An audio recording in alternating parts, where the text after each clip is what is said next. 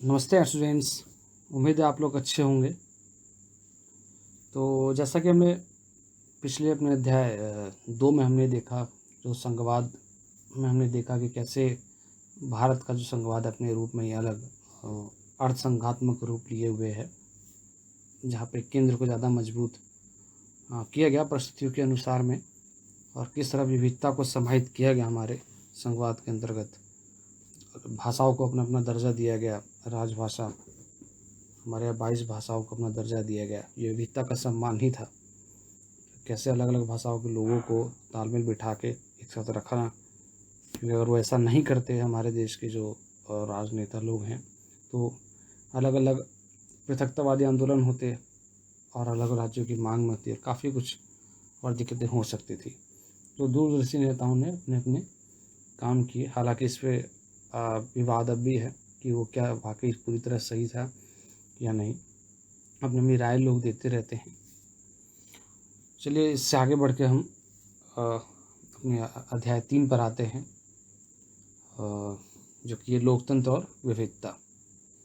देखिए, लोकतंत्र को लेकर हम कक्षा 9 में तो अच्छे से पढ़ा भी। एक संस्थाओं के कामकाज में हमने देखा किस तरह से लोकतंत्र की कार्य प्रणाली अपने आप में और जो तानाशाही प्रणाली उससे किस तरह से काफ़ी अच्छी है। और भारत का एग्जाम्पल हमने देखा, जब चीन की तुलना में काफ़ी कुछ अच्छा काम किया है हमारे देश की इस प्रणाली ने, और अभी तक एक सफल लोकतंत्र रहा है हमारा देश। और बड़े देश को संभालना, देखिए पिछले अध्याय में हमने देखा 36 लाख करीब रिप्रेजेंटेटिव प्रतिनिधि निचले स्तर पर, स्थानीय स्तर पर। तो ये अपना देश अपने आप में एक उदाहरण भी है। और हालांकि चल रहा है एक्सपेरिमेंट, अभी देखना बाकी है कि मिला जुला के एक हम इसे कहते हैं कि एक अच्छी स्थिति में की ओर है कम से कम। तो हम लोकतंत्र और विविधता वाले अपने इस अध्याय को स्टार्ट करते हैं। चलिए परिचय वाले हिस्से को देखते हैं। पिछले अध्याय में हमने देखा कि भाषाई और क्षेत्रीय विविधताओं को संग साथ लेकर चलने के लिए सत्ता का बंटवारा किया जा सकता है। देखिए कैसे समाहित किया गया भाषा के आधार पर, कभी विकास के नाम पर।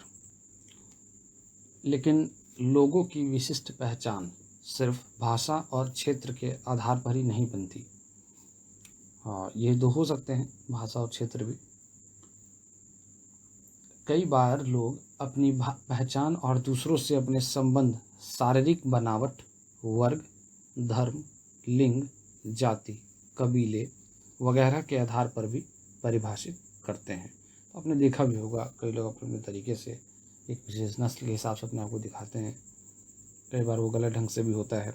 कई बार खास रंग वाले लोग अपने आप को ज़्यादा इम्पोर्टेंस देने की कोशिश करते हैं, जो कि गलत है अपने आप में। कुछ लोग अपने आप को विशेष दर्जा देने की कोशिश करते हैं, या धर्म वाले अपने आप को तरजीह देने की कोशिश करते हैं, या अपने आप में बड़प्पन का एहसास दिखाते हैं। अगर भेदभाव नहीं करते तो एक बहुत बड़ी चीज़ जैसे होती है उनके लिए। और वो सेम बात लिंग के लिए भी होती है। कोई लड़का अधिक अपने आप को बलशाली बनने की कोशिश करता है मात्र इसलिए क्योंकि वो लड़का है। कई बार तो इस तरह की चीज़ देखने को मिलती हैं। हालांकि दूर भी हो रही हैं, कोशिशें जारी हैं। जेंडर सेंसिटाइजेशन जो है, जहाँ पे हम लैंगिक समानता की बात करते हैं, सभी लोग समान हैं, और अपनी ओर से कोशिश की जाती है महिलाओं को भी बराबर हकदार बनाने की, और दिए भी जा रहे हैं अधिकार। देखिए जाति के आधार पर भी ये चीज़ देखने को मिलती है हमारे देश में। उदाहरण है ही कई, हमने पिछले अध्याय में 9th क्लास में भी देखा कि जाति जो है उसके आधार पर कितने भेदभाव दिखाए थे और एक किताब के अंदर हमने।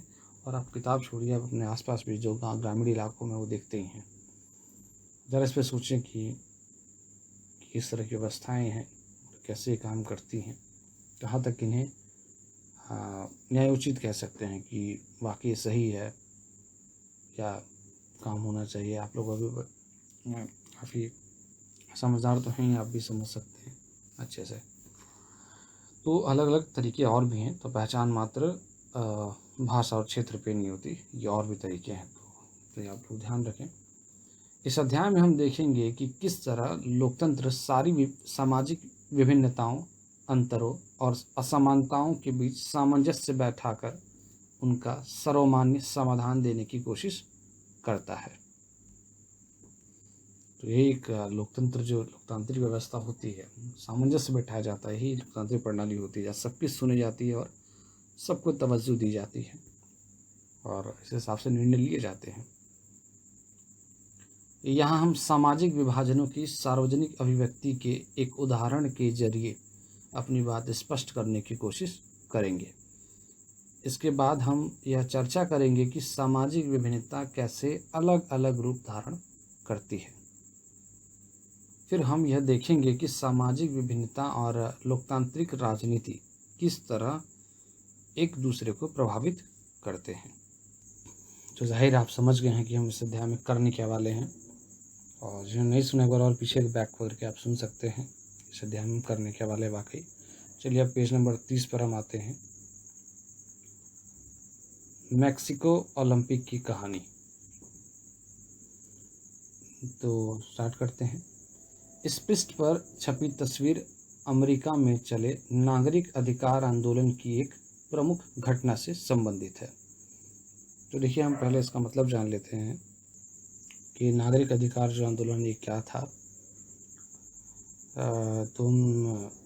देखिए विशेष नीचे जो है बात बोले भेद खोले वाले हिस्से में नीचे देखेंगे आप 2 नंबर पर इसके बारे में बताया गया है। चलिए पढ़ते हैं। अमेरिका में नागरिक अधिकार आंदोलन कोष्टक 1954 से 1968, तो कोष्टक बंद। तो इस ब्रैकेट का मतलब देखिए यहाँ पे जो है कोष्टक में क्यों किया गया, क्योंकि बताया गया एक विशेष समय को दर्शा रहा है जब अमेरिका में विशेष ये जो अपने अधिकारों की मांग के लिए आंदोलन हुए थे 1954 से 1968 तक। काफ़ी लंबा पीरियड देखिए अपने अधिकारों के लिए। हम चलिए पढ़ते हैं। घटनाओं और सुधार आंदोलनों का एक सिलसिला जिसका उद्देश्य अफ्रो अमेरिकी लोगों के विरुद्ध होने वाले नस्ल आधारित भेदभाव को मिटाना था।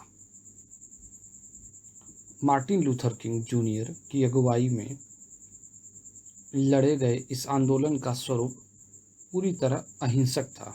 देखिए अहिंसक यहाँ पे नॉन वायलेंट, यानी कि किसी तरह का हथियार इन सब का इस्तेमाल नहीं होगा। इसने नस्ल के आधार पर भेदभाव करने वाले कानूनों और व्यवहार को समाप्त करने की मांग उठाई, जो अंततः सफल हुई। ठीक है, अमेरिका जैसे जो विकसितम कंट्री ने बोलते हैं, डेवलप्ड देश हैं जो, वहाँ भी एक लंबे समय तक अश्वेत लोग जिन्हें हम कहते हैं, इनको भेदभाव का सामना करना पड़ा है।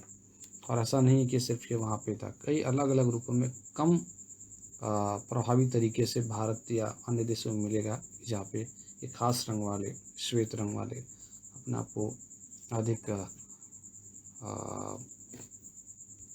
अधिक तवज्जो यानी प्रेफरेंस देते हैं, अपने आप को बड़ा मानने की कोशिश करते हैं। तो देखिए इस बराबरी की मांग के लिए मात्र केवल यहाँ की बात नहीं थी कि वो सिर्फ एक बराबर बात के लिए बोल रहे थे कि वो बराबर माना जाए। ये एक लड़ाई बहुत लंबी चली थी और इसमें कहा जाता है बस की सीट के अंदर भी सीट्स बढ़ गए थे श्वेत अश्वेत के, इस तरह से काफ़ी लंबा और काफ़ी तरह तरह का भेदभाव किया जाता था इनके साथ, और जो अश्वेत लोग थे उनके साथ। और इसके लिए एक लंबा आंदोलन चला और देखिए सफल हुआ। और तो इस पर जो तस्वीर आप उम्मीद देख रहे होंगे, ये 1968 में मैक्सिको सिटी में हुए ओलंपिक मुकाबलों की 200 मीटर दौड़ के पदक समारोह की तस्वीर है। अमेरिका का राष्ट्रगान बज रहा है और सिर झुकाए तथा मुट्ठी ताने हुए जो 2 खिलाड़ी खड़े हैं वे हैं अमेरिकी धावक टॉमी स्मिथ और जॉन कार्लोस। देखिए छोटी ऊपर तस्वीर में दिख रहा है ऊपर।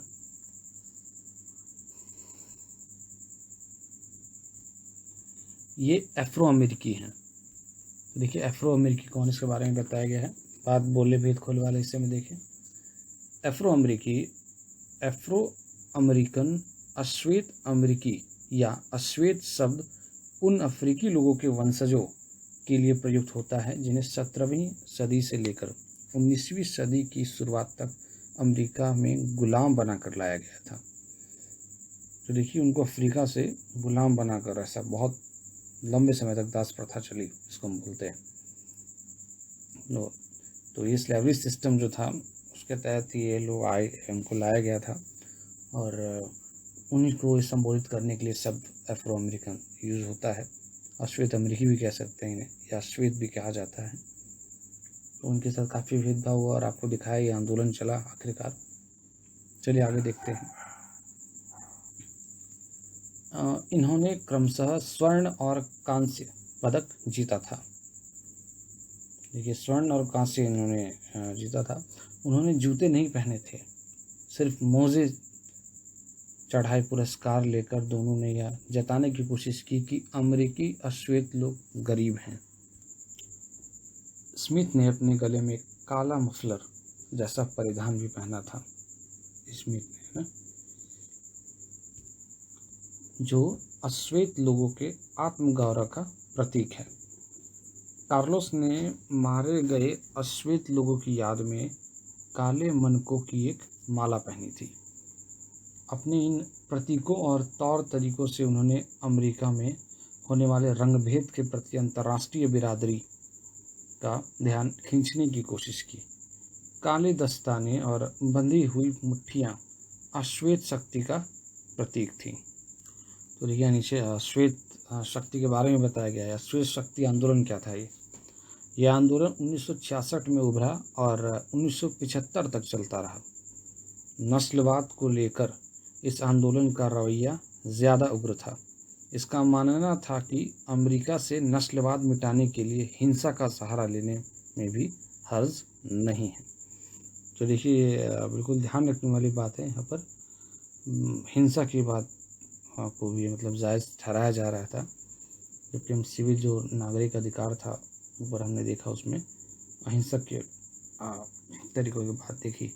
तो ये अंतर भी आप ध्यान रख सकते हैं, कई बार इस तरीके से आपको थोड़ा अंतर करने में भी आसान रहेगा और आप इसको देखें। रजत पदक जीतने वाले ऑस्ट्रेलियाई धावक पीटर नॉर्मन ने, क्या आप नाम ध्यान रख सकते हैं इसको, पीटर नॉर्मन को ऑस्ट्रेलियाई धावक थे, ने पुरस्कार समारोह में अपनी जर्सी पर मानवाधिकार का बिल्ला लगाकर इन दोनों अमेरिकी खिलाड़ियों के प्रति अपना समर्थन जताया। तो देखिए अपने तरीके से उन्होंने भी ये जताया, उनके समर्थन किया। क्या कार्लोस और स्मिथ द्वारा अमेरिकी समाज के आंतरिक मामलों को अंतर्राष्ट्रीय मंच पर उठाना उचित था? क्या आप उनके काम को राजनीतिक मानेंगे? पीटर नॉर्मन, जो ना तो अमेरिकी थे ना श्वेत, क्यों इस विरोध में शामिल हो गए? क्या आप उनकी जगह होते तो ऐसा ही करते? तो देखिए बड़ा अच्छा ये सवाल भी यहाँ पे आपके लिए है, ये आप सोचें इस पर। देखिए मैं तो हर चीज़ का आंसर नहीं देना चाहूँगा, क्योंकि आपके मकसद ही है कि आप सोचें और संवेदनशील नागरिक बने, चाहे आप महिला हो पुरुष है जो भी हो, कोई भी क्लास का हो।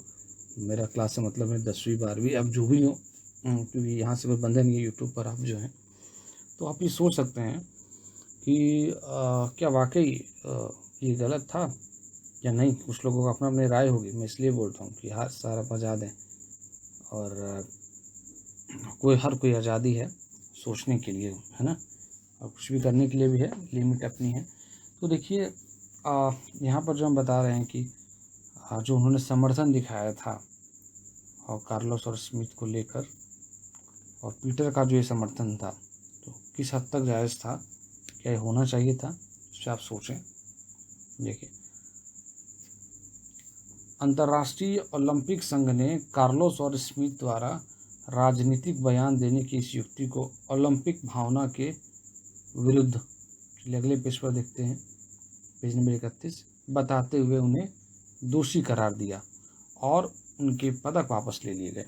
देखिए, और ये खेल भावना का उन्होंने ऐसा सोच के उनके रूल रेगुलेशन होंगे हिसाब से उनके साथ पदक वापस भी ले लिए। देखिए नॉर्मन को भी अपने फैसले की कीमत चुकानी पड़ी और अगले ओलंपिक में उन्हें ऑस्ट्रेलिया की टीम में जगह नहीं दी गई, पर इनके फैसलों ने अमेरिका में बढ़ते नागरिक अधिकार आंदोलन के प्रति दुनिया का ध्यान खींचने में सफलता पाई। तो देखिए पदक तो गया, लेकिन जागरूकता कितनी फैली, तो इस पर आप भी सोचें। कई लोग देखिए कीमत किस हद तक चुकाई जा सकती है, चुकानी चाहिए भी, कि सम्मान ज़्यादा बड़ा है या क्या। हाँ, ये सोचने वाली बात है। हालांकि अब बहुत कम लोगों ने सुना होगा ऐसा वाकया, तो आप यहाँ देखें इस तरह से भी हुआ है। हाल में ही सैन हॉज स्टेट यूनिवर्सिटी ने, जहां इन दोनों ने पढ़ाई की थी, इन दोनों का अभिनंदन किया और विश्वविद्यालय के भीतर उनकी मूर्ति लगवाई। जब 2006 में नॉर्मन की मौत हुई तो उनकी अर्थी को कंधा देने वालों में स्मिथ और कार्लोस भी थे। तो देखिए ये मित्रता थी और 2006 में उनको गए भी थे दोनों लोग। देखिए ऊपर पेज हमने देखा, उसमें आपको दिख भी रहा होगा मूर्ति उनकी दोनों की। 2005 में सैन हॉज स्टेट यूनिवर्सिटी ने टॉमी स्मिथ और जॉन कार्लोस के विरोध प्रदर्शन के प्रतीक के रूप में एक 20 फीट ऊंची मूर्ति लगवाई। 1968 के पदक वितरण समारोह की असल तस्वीर भी ऊपर इनसेट में है। तो आपने देखा ऊपर भी असल तस्वीर ऊपर ही दिखाई है और यहाँ पर मूर्ति के रूप में भी। चलिए आगे बढ़ते हैं। और चलिए आगे बढ़ने से पहले ऊपर एक प्रश्न है 30 नंबर पेज पर ही। कार्लोस और स्मिथ को मेरा सलाम, ये चुनने का प्रश्न है। क्या मेरे अंदर ऐसा कर पाने का साहस कभी होगा? देखिए और ये चुनने का ही प्रश्न नहीं है, आप भी इस पर सोचें कि कहाँ तक ये जायज़ और करना चाहिए कि नहीं। तो इसमें तो कोई शक नहीं है कि ये गलत जो हो रहा था नस्लवाद, एक काले गोरे में इस तरह का जो भेद है, इस तरह से रंग भेद के आधार पर जो बोलते हैं मैंने कि जो श्वेत के साथ गलत व्यवहार जो हुआ अभी भी जारी है। कुछ समय पहले ही आया अमेरिका में, तो अभी भी खबरें मिलती हैं। तो साहस जुटाना अपने आप में, देखिए एक लंबा आंदोलन चला अमेरिका में। भारत में आप देखिए सोचिए किस तरह की परिस्थिति देखने को मिलती है और क्या अगर सब लोग एकजुट होकर अगर इस तरह के किसी भी तरह से कोई गलत हो रहा हो उसके प्रति हो सकते हैं खड़े कि नहीं। तो ये आप लोग इस पर सोचे भी, लग सकता है कि आपको देखने मिलता है आसपास, ज़रा इस पर भी सोचें कितने लोग खड़े होते हैं जब मामला किसी विशेष समुदाय के खिलाफ जब होता है, चाहे वो धर्म के आधार पर ही हो या कलर के आधार पर आपको दिख रहा है, तो क्या होता है। और आप देखिए जहाँ नॉर्मन की जगह आप होते, मान लीजिए कि आप बड़े धर्म के हैं, छोटे धर्म के साथ भेदभाव हो रहा है कम संख्या वाले, तो आपका व्यवहार कैसा होगा, चाहे वो कोई भी है। तो इस पर सोचा जा सकता है। मैं चाहूँगा आप ज़रूर सोचें इस पर।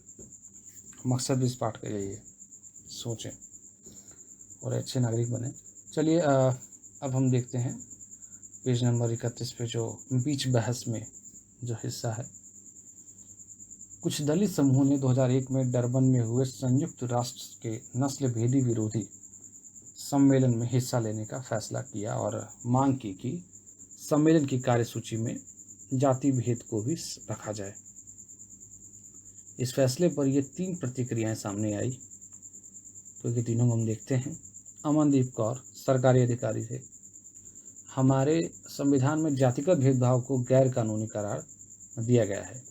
अगर कहीं कहीं जातिगत भेदभाव होता है तो यह हमारा आंतरिक मामला है और इसे प्रशासनिक अक्षमता के रूप में देखा जाना चाहिए। मैं इसे अंतर्राष्ट्रीय मंच पर उठाए जाने के खिलाफ हूँ। और ये अमनदीप कौर का बयान देखिए कि उठाया जाना चाहिए कि नहीं। ओइनम जो समाजशास्त्री है उनके बारे में उनका एक बयान देखिए। जाति और नस्ल एक जैसे सामाजिक विभाजन नहीं है, इसलिए मैं इसके खिलाफ हूँ। जाति का आधार सामाजिक है जबकि नस्ल का आधार जीवशास्त्रीय होता है। नस्लवाद विरोधी सम्मेलन में जाति के मुद्दे को उठाना दोनों को समान मानने जैसा होगा। देखिए इनके अपने तरह इस तरह से कि इन्होंने जीवशास्त्र और सामाजिक विभाजन में अंतर करके इसको अलग अलग बताया। हालांकि अब ये भेदभाव तो है लेकिन इन्होंने इस आधार पर इसको अलग बताने की कोशिश की। अशोक जो हैं दलित कार्यकर्ता, उनका मानना था किसी मुद्दे को आंतरिक मामला कहना दमन और भेदभाव पर खुली चर्चा को रोकना है। तो आप इस पर विचार कर सकते हैं कि कहाँ तक ये जायज़ बोल रहे हैं कि आंतरिक मामला कहकर क्या भेदभाव और दमन को के ऊपर जो बातचीत है उसको रोका नहीं जा रहा। नस्ल विशुद्ध रूप से जीवशास्त्रीय नहीं है, यह जाति की तरह ही काफ़ी हद तक समाजशास्त्री और वैधानिक वर्गीकरण है। इस सम्मेलन में जातिगत भेदभाव का मसला ज़रूर उठाना चाहिए। तो देखिए, इन्होंने बताया कि मूल रूप से ये जीव शास्त्रीय नहीं है विशुद्ध रूप से, और देखा जाए कि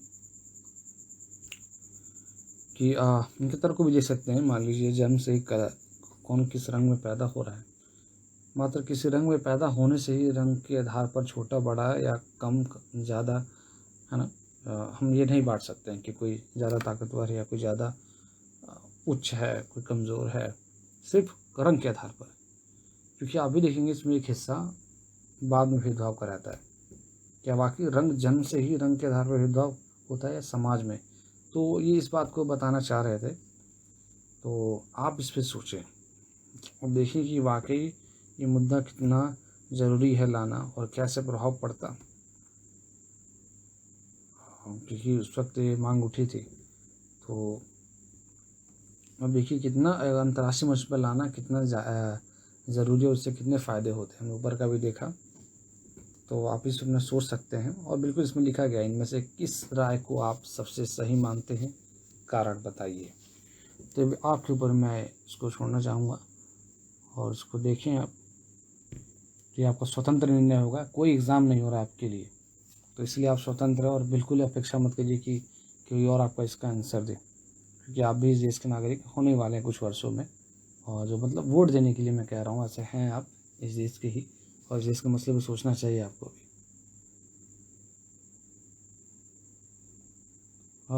चलिए,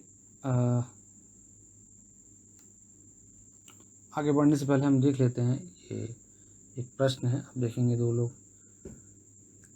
बच्चे हैं, वो एक साथ हैं, उसके बारे में प्रश्न इनके। मैं पाकिस्तानी लड़कियों की एक टोली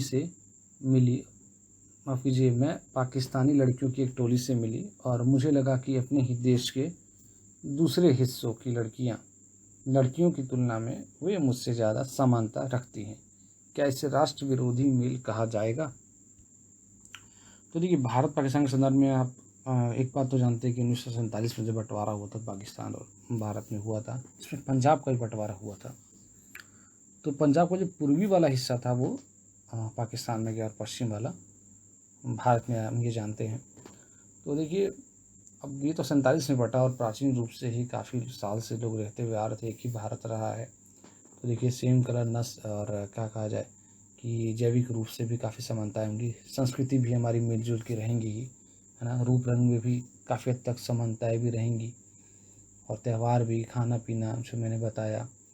तो ये बहुत स्वाभाविक सा है कि कोई अपने आप को उससे जोड़ कर देखे, हमारे देश के लोग उनसे।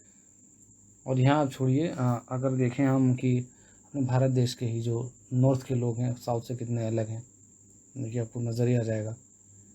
तो अपने ही देश में अंतर देखने को मिल जाएगा ही कि भाषा की कितनी बड़ी विविधता है, कि भाषा अलग अलग हैं, लोग एक दूसरे की भाषा ही नहीं समझ पाते हैं, है ना।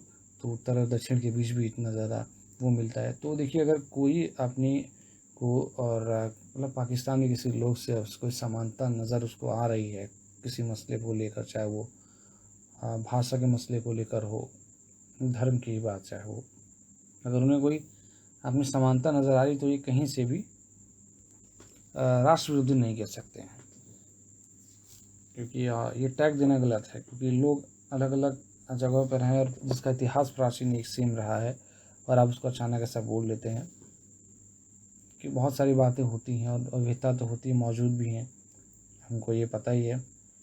तो हमें अपने जो क्या कहा जाए, राष्ट्रीयता की जो संकल्पना है कि राष्ट्रीयता है क्या वास्तव में, उसको बड़ा और बड़े अर्थों में लेने की कोशिश करनी चाहिए। और है भी इसका मतलब भी कि राष्ट्रीयता मात्र क्या कहा जाए, सीमा और सीमाओं को लेकर, और कहा जाए हमेशा सीमाओं बंद कर नहीं हम सोच सकते हैं।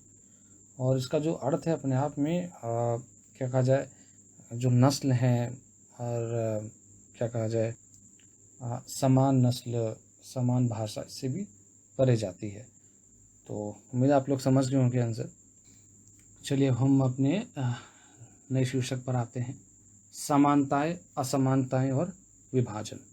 ऊपर दिए गए उदाहरण में खिलाड़ी सामाजिक बंटवारे और सामाजिक भेदभाव का अपने तरीके से विरोध कर रहे थे। पर क्या ऐसा भेदभाव सिर्फ नस्ल या रंग के आधार पर ही होता है?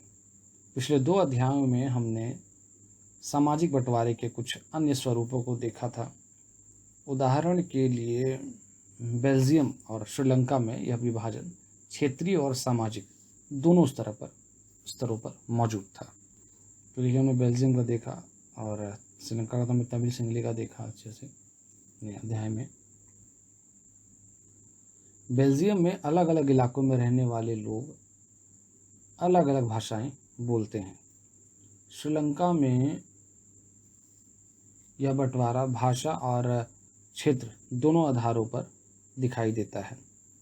इस प्रकार हर समाज में सामाजिक विविधता अलग अलग रूप में सामने आती है।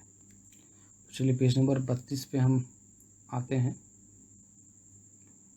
सामाजिक भेदभाव की उत्पत्ति, तो यानी कि कैसे इसका उद्गम हुआ, ऑरिजिन कैसे होता है, इसको लेकर है। सामाजिक विभाजन अधिकांशतः जन्म पर आधारित होता है। सामान्य तौर पर अपना समुदाय चुनना हमारे वश में नहीं होता। हम सिर्फ इस आधार पर किसी खास समुदाय के सदस्य हो जाते हैं कि हमारा जन्म उस समुदाय के एक परिवार में हुआ होता है। तो देखिए समानतः होता भी आपने देखा होगा कि जिस परिवार में आपको जन्म होता है आप उसके नाम से और देखे जाते हैं, ये आता है। जन्म पर आधारित सामाजिक विभाजन का अनुभव हम अपने दैनिक जीवन में लगभग रोज करते हैं। अक्सर सब लोग अनुभव करते ही हैं। हम अपने आसपास देखते हैं कि चाहे कोई स्त्री हो या पुरुष, लंबा हो या छोटा, सबकी चमड़ी का रंग अलग अलग है। उनकी शारीरिक क्षमताएं या अक्षमताएं अलग अलग हैं। बहरहाल सभी किस्म के सामाजिक विभाजन सिर्फ जन्म पर आधारित नहीं होते। तो देखिए हाँ, सिर्फ जन्म के आधार पर ही नहीं होते। कई बार जन्म से आप देखेंगे सब लोग समान होते हैं, अक्सर ज़्यादातर लोग। और आप देखेंगे शायद जाति का ही देखेंगे आप कि जन्म से तो सब लोग हैं, लेकिन तो विभाजन लोगों ने अपने हिसाब से किया कि उस जन्म होने वाले खास ढंग से उनके साथ भेदभाव किया जाएगा। भेदभाव जन्म से कोई दिखता है? भेदभाव तो किया जाता है ऊपर आके। चलिए आगे देखते हैं हम इसको।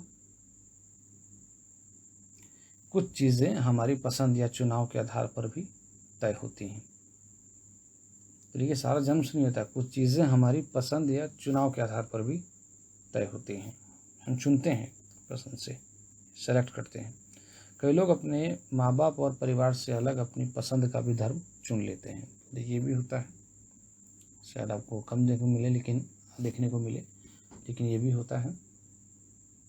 लोग चयन करते हैं अपने परिवार से हटकर, उनको लगता है कि वो उससे एसोसिएट नहीं करते तो अपना धर्म चेंज करते हैं।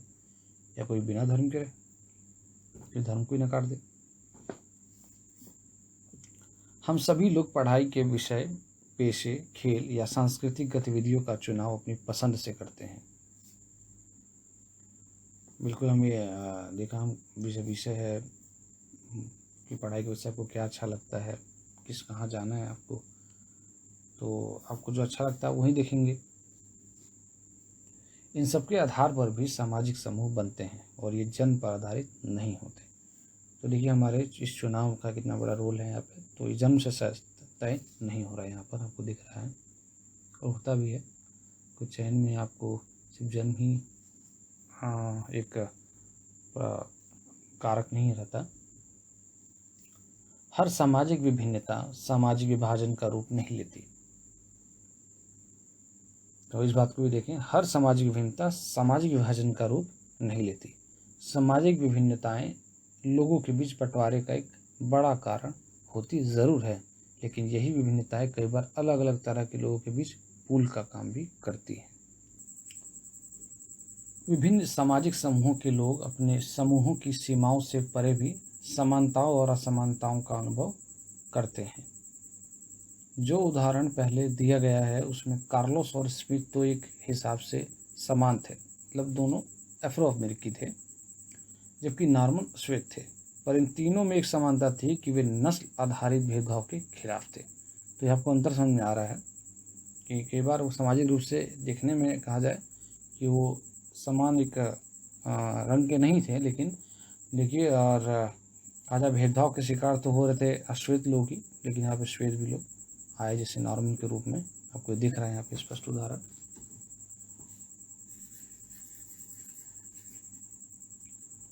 अक्सर यह देखा जाता है कि एक धर्म को मानने वाले लोग खुद को एक ही समुदाय का सदस्य नहीं मानते, क्योंकि उनकी जाति या उनका पंथ अलग होता है।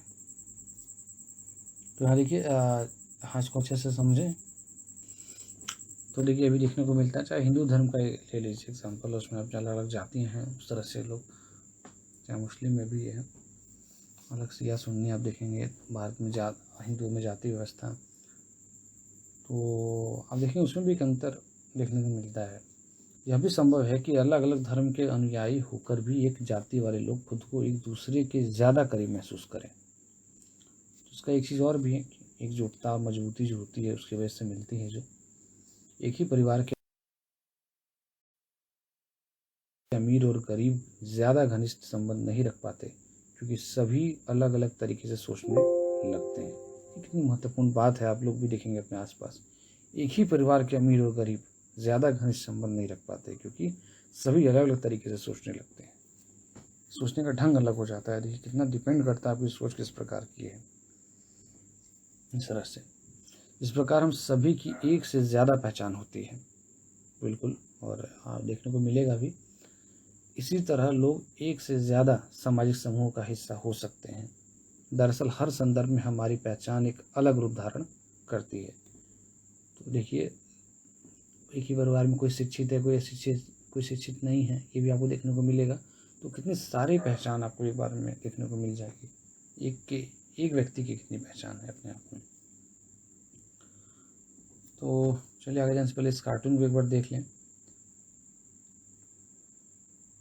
इस कार्टून से हर व्यक्ति अलग अर्थ निकाल सकता है। आपको इस कार्टून का क्या मतलब समझ में आता है? आपकी कक्षा के अन्य छात्र इससे क्या अर्थ निकालते हैं?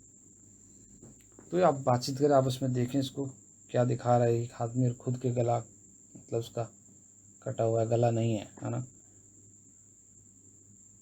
और ऐसा भी देखने को मिलता है। और देखिए इसके हाथ एक वाइट है और एक ब्लैक इस तरह का भी दिख रहा है। तो अपने को अलग अलग यहाँ मीनिंग देख सकते हैं। शायद ये दोनों को एक दिखाने की कोशिश कर रहे हैं कि श्वेत अश्वेत एक ही हैं और वे आपस में ही लड़के अपने आप को ही खात्मा कर रहे हैं। और आपको यहाँ पे अलग दिखाया जा रहा है कि श्वेत के हाथ में कुल्हाड़ी है और गला है, और दो हाथ अलग अलग कलर रंग में हैं। तो यह दर्शाया जा रहा है कि क्या, क्योंकि देखिए जो गला कट जाएगा तो देखिए अपने आप में अगर यहाँ आप सिंबल लिख सकते हैं मानवता का भी, कि किसी का फ़ायदा इसमें है नहीं और सबको मिलजुल कर एक साथ रहना है। तो आप अलग अलग मतलब इसका निकाल सकते हैं अगर सोचें इस पर, और गहराई से सोचा जा सकता है। तो आप क्या मीनिंग निकालते हैं मैं आप पे छोड़ता हूँ इसको। चलिए आगे देखते हैं हम इसको। विभिन्नताओं में सामंजस्य और टकराव। सामाजिक विभाजन तब होता है जब कुछ सामाजिक अंतर दूसरी अनेक विभिन्नताओं से ऊपर और बड़े हो जाते हैं। ये बिल्कुल ध्यान रखने की बात है। दिक्कत कहाँ स्टार्ट होती है? ये तब होता है जब सामाजिक अंतर दूसरी अनेक विभिन्नताओं से ऊपर और बड़े हो जाते हैं।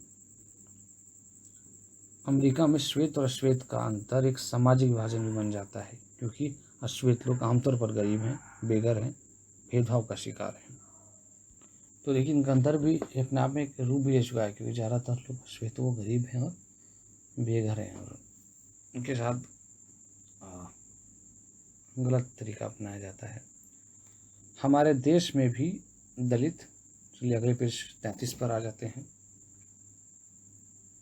आमतौर पर गरीब और भूमिहीन हैं। तो ये भी आपको देखने को मिल जाएगा। उन्हें भी अक्सर भेदभाव और अन्याय का शिकार होना पड़ता है। जब एक तरह का सामाजिक अंतर अन्य अंतरों से ज़्यादा महत्वपूर्ण बन जाता है और लोगों को यह महसूस होने लगता है कि वे दूसरे समुदाय के हैं, तो इससे एक सामाजिक विभाजन की स्थिति पैदा होती है। आप बात को समझते चले जाएं तो आपको काफ़ी आसानी ढंग से यहाँ पे बताया गया है।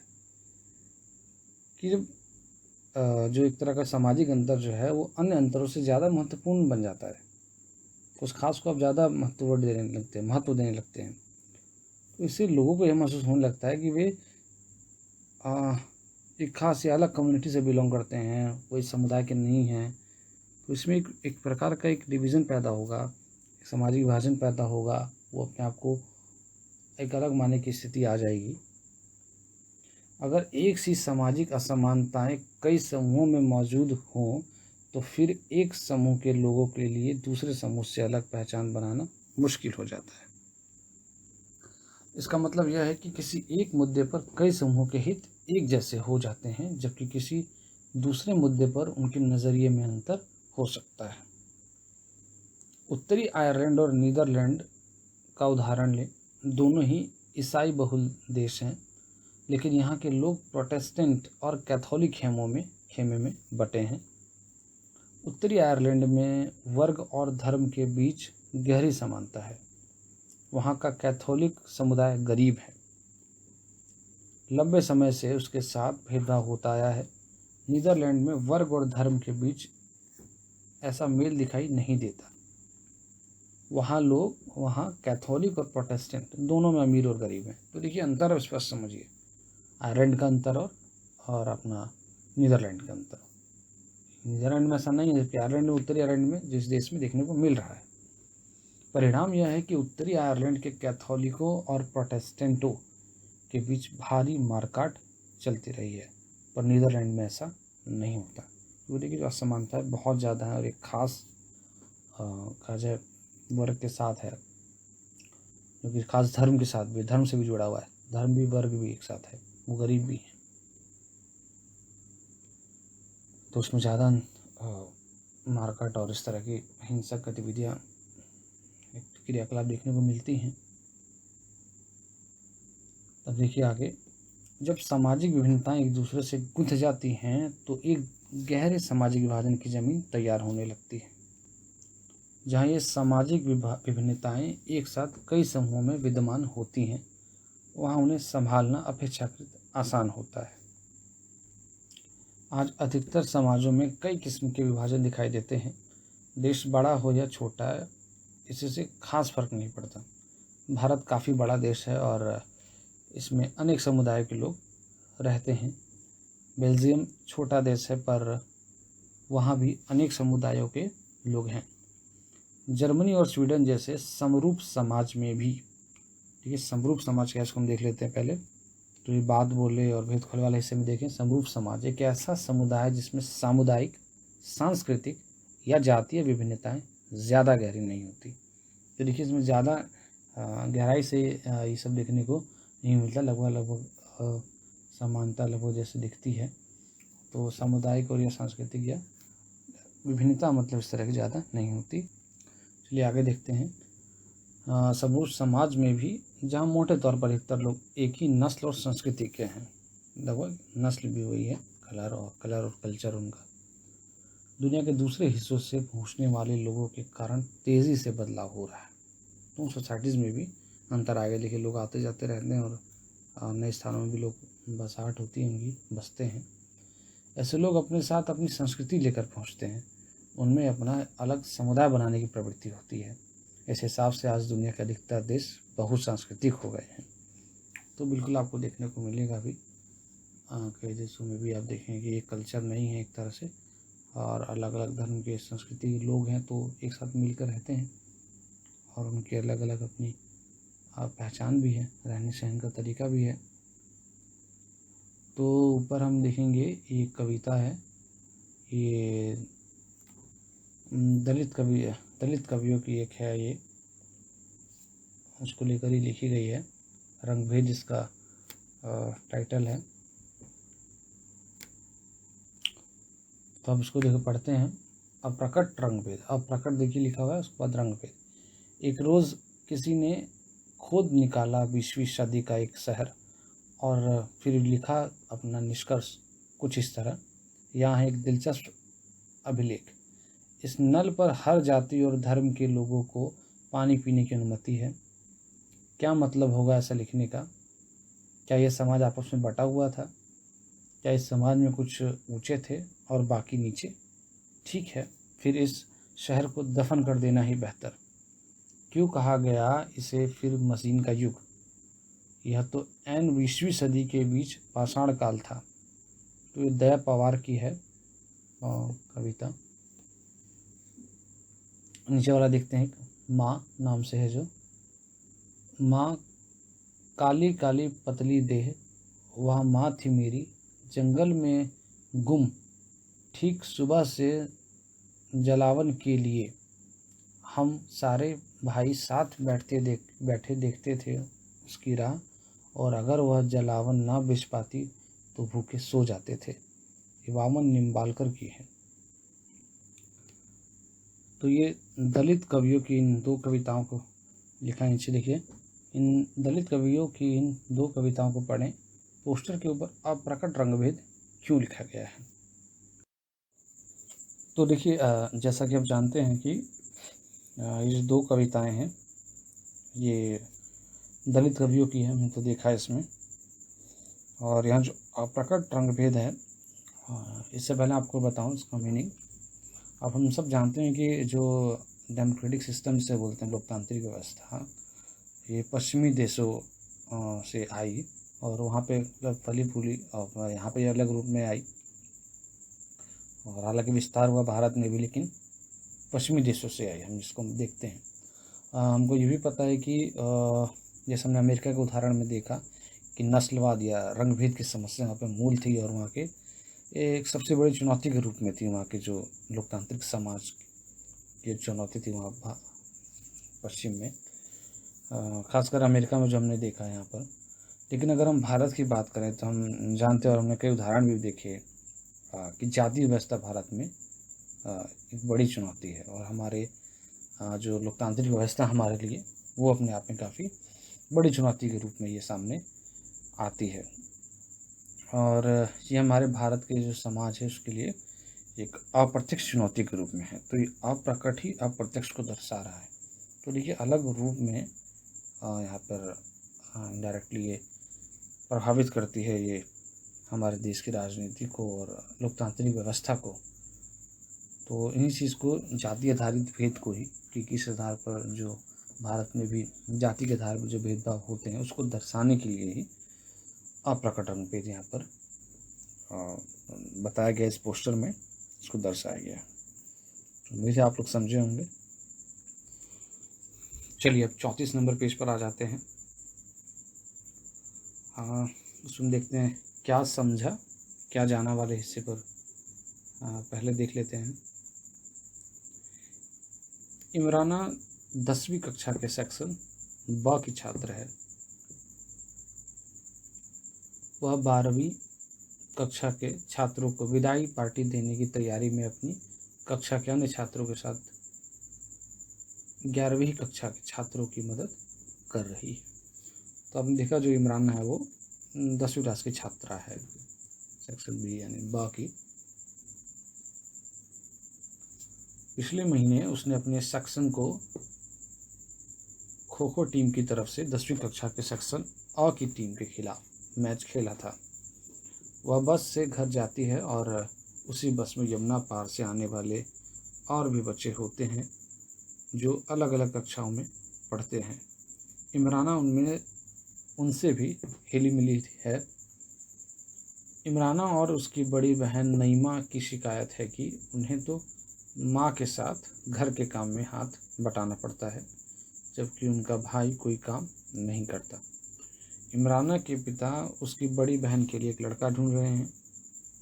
उनकी कोशिश है कि लड़का उन्हीं की हैसियत का हो। हैसियत यानी स्टेटस, आपने अंग्रेजी में सुना होगा। क्या आप बता सकते हैं कि इमराना की पहचान किस आधार पर की जा सकती है?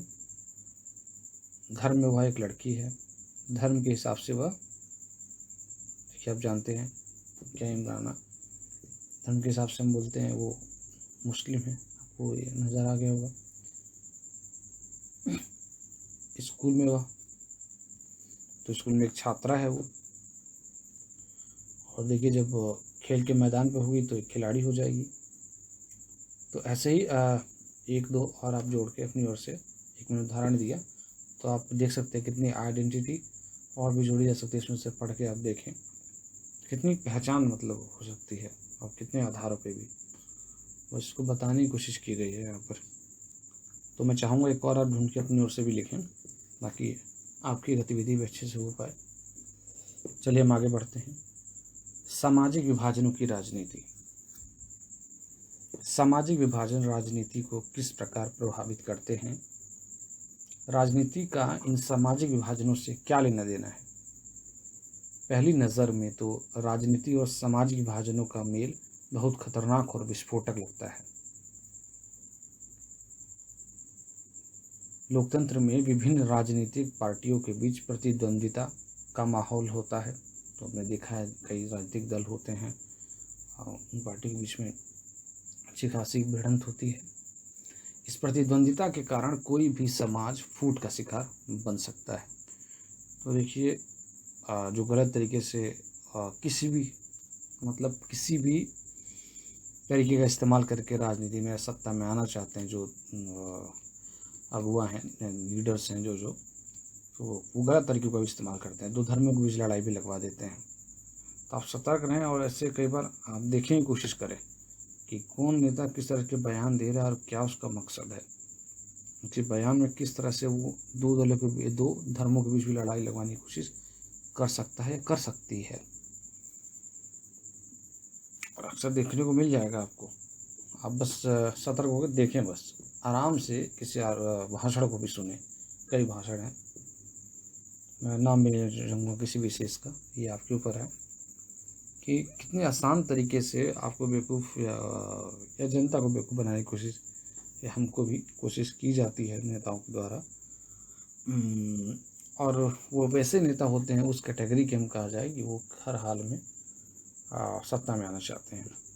कई ऐसे लोग पकड़े जाते हैं, फिर जेल होती है, वो आगे का मामला होता है। तो कई गठजोड़ मिल जाता है। कई जो गुंडे लोग होते हैं, जिन्हें कहते हैं अपराधी तत्वों के लोग होते हैं, उनके साथ भी उनका जो गठजोड़ होता है कई बार।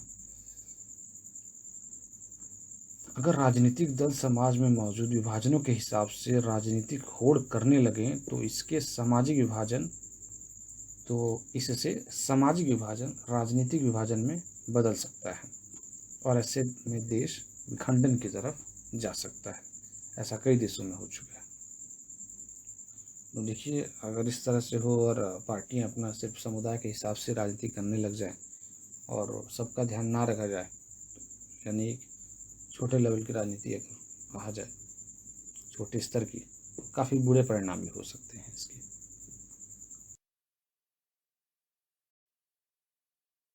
चलिए आगे देखते हैं परिणामों का दायरा। उत्तरी आयरलैंड का ही उदाहरण लें, जिसका जिक्र हम ऊपर कर चुके हैं। ग्रेट ब्रिटेन का यह हिस्सा काफ़ी लंबे समय से हिंसा, जातीय कटुता और राजनीतिक टकराव की गिरफ्त में रहा है। यहाँ की आबादी मुख्यतः ईसाई ही है, पर वह इस धर्म के दो प्रमुख पंथों में बुरी तरह बटी है। 53% आबादी प्रोटेस्टेंट है, जबकि 44% रोमन कैथोलिक।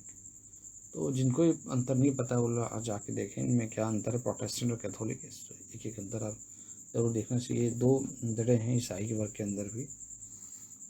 प्रोटेस्टेंट वाद एक आया था मार्टिन लूथर किंग के द्वारा। उसमें मतलब उस टाइम पे बात की गई थी कि ईश्वर से और व्यक्ति का सीधा संबंध होना चाहिए, बीच में कोई मीडिएटर नहीं होना चाहिए, मिडल मैन की तरह। तो और अब जानकारी ले इसके बारे में और देख सकते हैं, फिर आपको अच्छे समझ में आएगा इस मामला। तो 53% है वो प्रोटेस्टेंट है और 44% रोमन कैथोलिक। कैथोलिकों का प्रतिनिधित्व नेशनल पार्टियां करती हैं। उनकी मांग है कि उत्तरी आयरलैंड को आयरलैंड गणराज्य के साथ मिलाया जाए, जो कि मुख्यतः कैथोलिक बहुल है। देखिए, ज़्यादा अच्छा जगह वहाँ पे कोई, अगर आप मानचित्र साथ में कोई रखे में मोबाइल पर साथ में आयरलैंड का, आपको तस्वीर भी समझने में थोड़ी आसानी हो सकती है और रहेगी निश्चित ही। तो जो कैथोलिक हैं उनका प्रतिनिधित्व नेशनल पार्टियाँ करती हैं और वो चाहती है कि आयरलैंड जो गणराज्य उनके साथ मिलान हो जाए। प्रोटेस्टेंट लोगों का प्रतिनिधित्व यूनियनिस्ट पार्टियां करती हैं जो ग्रेट ब्रिटेन के साथ ही रहने के पक्ष में हैं, क्योंकि ब्रिटेन मुख्यतः प्रोटेस्टेंट देश है। तो देखिए आपको मामला समझ में आ रहा है कि ब्रिटेन खुद एक प्रोटेस्टेंट देश में बहुल जो है बहु संख्या ज़्यादातर वो प्रोटेस्टेंट लोगों की है। यूनियनिस्टों और नेशनलिस्टों तो इनके बीच में है, ध्यान रखिए। यूनियनिस्ट जो ब्रिटेन के साथ, ग्रेट ब्रिटेन के साथ, और नेशनलिस्ट जो अपना एक अलग बनाना चाहते हैं, वो आयरलैंड जो है उनके साथ मिल जाना चाहते हैं। के बीच चलने वाले हिंसक टकराव में ब्रिटेन के सुरक्षा बलों सहित सैकड़ों लोग और सेना के जवान मारे जा चुके हैं। 1998 में ब्रिटेन की सरकार और नेशनलिस्टों के बीच शांति समझौता हुआ, जिसमें दोनों पक्षों ने हिंसक आंदोलन बंद करने की बात स्वीकार की। यूगोस्लाविया में कहानी का ऐसा सुखद अंत नहीं हुआ। वहाँ धार्मिक और जातीय विभाजन के आधार पर शुरू हुई राजनीतिक होड़ में यूगोस्लाविया कई टुकड़ों में बट गया। तो देखिए देशों का अलग अलग मामला है, वहाँ पर शांतिपूर्ण तरीके से भी वहाँ के लोगों की देखिए संस्कृति का बड़ा लेने देना है कि लोग कितने शांतिप्रिय ढंग से समझदारी के साथ फैसले लेते हैं और दूसरे की भी सुनते हैं। एक तरह का सहिष्णुता है, टॉलरेंस जो होता है, एक्सेप्टेंस, स्वीकार्यता जो होती है आपस में वो ज़रूरी होती है, और जहाँ होती है मामला जल्दी निपट जाता है, शांति से सुलझा लिया जाता है। यूगोस्लाविया में देखिए कहानी बिगड़ गई, अंत खराब हुआ। ऐसे उदाहरणों के आधार पर कुछ लोग यह निष्कर्ष निकालते हैं कि राजनीति और सामाजिक विभाजन का मेल नहीं होना चाहिए। तो ये तर्क हैं, और आप देखें ऊपर कि वाकई ये कहाँ तक जायज़ है ये तर्क देना। चलिए 35 नंबर पेज पर हम आते हैं। बुल्गारिया, रोमानिया या भारत। गणेश विदेश घूमकर आया था और वह महाश्वेता को बता रहा था कि पूर्वी यूरोप के विभिन्न देशों में रहने वाले रोमानी लोगों का जीवन कैसा है। उसे योर्दांका मिली थी जो बुल्गारिया में नर्स थी। रोमानी लोगों के बारे में उसने ये बातें कही थी। ये बातें क्या थी? नर्स होने के चलते आप किसी की तीमारदारी करने से मना तो नहीं कर सकते, पर ये रोमानी लोग बहुत गंदे होते हैं। किसी के परिवार में किसी को ज़रा भी कुछ हो जाए तो पूरा परिवार और पड़ोसी उठकर हमारे अस्पताल आ जाते हैं, और जब वे अस्पताल में होते हैं तो जुबान बंद रखना तो जानते ही नहीं। वे ज़ोर ज़ोर से बोलते हैं, सिगरेट पीते हैं, चारों ओर राख और सिगरेट के टुकड़े फेंकते रहते हैं तथा दीवारों पर थूकते रहते हैं। धैर्य तो उनमें होता ही नहीं। वे हमारे डॉक्टरों को परेशान करते हैं और उनके साथ बदतमीजी करते हैं। दरअसल ये काली चमड़ी वाले लोग हमारी तरह होते ही नहीं। उनकी रंगों की पसंद भी बहुत अजीबोगरीब है। जरा उनकी पोशाक तो देखिए, आखिर वे देश के बाकी लोगों की तरह क्यों नहीं रहते। फिर हम सब जानते हैं कि वे चोर हैं। मैंने लोगों को यह कहते हुए सुना है कि रोमानी लोग अपना खून बेचकर जीवन चलाते हैं। इसमें से कोई भी अस्पताल का खर्च नहीं उठा सकता, पर बीमार होने पर वे दौड़े दौड़े अस्पताल पहुंच जाते हैं और अनेक बुल्गारियाई करदाताओं के पैसों पर इलाज कराते हैं। तो देखिए ये बातें उस नर्स ने कही और ये उसके बारे में थी। और देखिए फिर महाश्वेता ने कहा, ये बातें कुछ सुनी सुनी सी लगती हैं। गणेश ने फिर रोमानिया में रहने वाली रोमानी मदरुजेनी के बारे में बताया। जब वह 18 साल की थी तो उसने अस्पताल में अपने पहले बच्चे को जन्म दिया। उसके पास डॉक्टर या नर्स को देने के लिए एक भी पैसा नहीं था। वह अस्पताल में थी, पर कोई भी उससे मिलने या उसकी देखभाल करने के लिए नहीं आया। आखिरकार वहाँ की सफाई कर्मचारी ने, जो खुद भी रोमानी थी, उसकी मदद की और उसे बेटा हुआ। जब उसे बच्चा हो गया तो नर्स बच्चे को लेकर आई और बोली, लीजिए, एक अपराधी और पैदा हो गया। सरकारी अस्पतालों में रोमानी लोगों के साथ होने वाले व्यवहार के बारे में उसने बताया। डॉक्टर हमें अपने केबिन के बारे में इंतज़ार कराते रहते हैं, यानी केबिन के सामने इंतज़ार कराते रहते हैं। एक बार एक डॉक्टर ने कहा कि अगर तुम्हें जांच करानी है तो पहले नहा कर आओ। निश्चित रूप से मेरे शरीर से बदबू आ रही थी। गर्भावस्था के दौरान मैंने कूड़ेदान से खाना खाकर खाया था, उठाकर खाया था, क्योंकि मुझे हरदम भूख लगी रहती थी। मेरे पति ने मुझे छोड़ दिया था। मेरे 2 बच्चे थे और तीसरा गर्भ में था। सामाजिक कार्यकर्ता ने मुझे खाना देने से मना कर दिया था। प्रसव के समय मेरे पड़ोसी ने ही मेरी मदद की। मुझे अक्सर लगता है कि इन अस्पतालों में न जाना ही अच्छा है। तो देखिए, हमें 2 अलग अलग बातें हमको यहाँ पे देखने को मिल रही है। एक परसेप्शन क्या, एक जो छवि ऊपर के बारे में बताई गई है रोमानी के बारे में, और एक यहाँ पे जहाँ मधुरजेनी के बारे में जो बताया है गणेश ने। महाश्वेता ने गणेश की बातें सुनी और कहा, गणेश, इन चीज़ों को जानने के लिए दुनिया के दूसरे हिस्से तक जाने की ज़रूरत ही क्या थी। यह रोमानिया और बुल्गारिया की कहानी नहीं है। यह तो खैर रोमानी लोगों की दास्तान है, लेकिन यही सब तो हमारे यहाँ भी होता है। हमारे यहाँ शासन द्वारा अपराधी घोषित जरायम पेशा लोगों के साथ यही व्यवहार तो होता है। चलिए, इनके बारे में देखते हैं, इससे जुड़ा हुआ क्या बातें इनसे लिखी हैं। क्या आपको महाश्वेता की बातें सही लगती हैं? क्या आप अपने इलाके के कुछ ऐसे समुदायों को जानते हैं जिनके साथ रोमानी लोगों जैसा बर्ताव होता है? तो देखिए, कोई भी हो सकता है। ये अगर आपके आसपास देखने को ऐसा मिल रहा है तो आप उससे जोड़कर देख सकते हैं। कोई अलग धर्म का भी हो सकता है, जाति का भी इस तरह से उसके साथ गलत व्यवहार हो सकता है।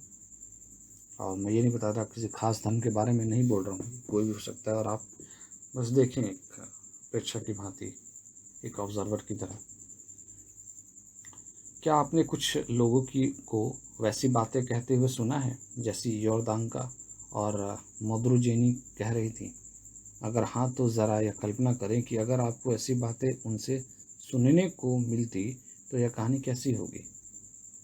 देखिए, 2 बातें हैं और इस तरह की आपने दोबारा इसको देखें, किस तरह की बातें हैं वो दोनों।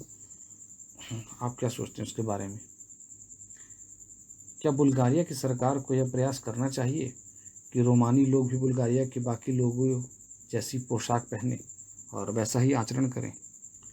ये काफ़ी अच्छा प्रश्न है और आप इस पर सोचना चाहिए भी कि कहाँ तक कोई चीज़ जायज़ और क्या उचित है, क्या अनुचित, क्या सही है और क्या सही नहीं। इस पर सोचिए अपने आपस में। जो दोस्त हैं, क्लास के या आपसे बड़े हैं कोई, उनसे आप बात इस पर कर सकते हैं, जो लोग उससे बात करते हों। और जो लोग स्कूल जाएं, टीचर से बात करें, उस पर देखें।